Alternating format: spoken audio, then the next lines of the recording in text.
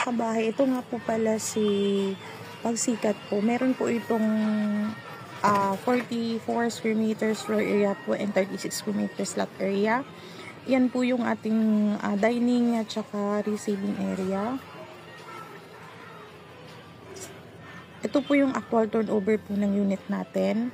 Naka sliding window po yung mga windows po niya. Naka-upsing po yung kanyang lababo.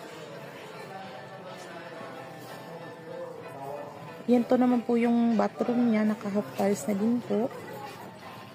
May free storage rain po siya upon turnover.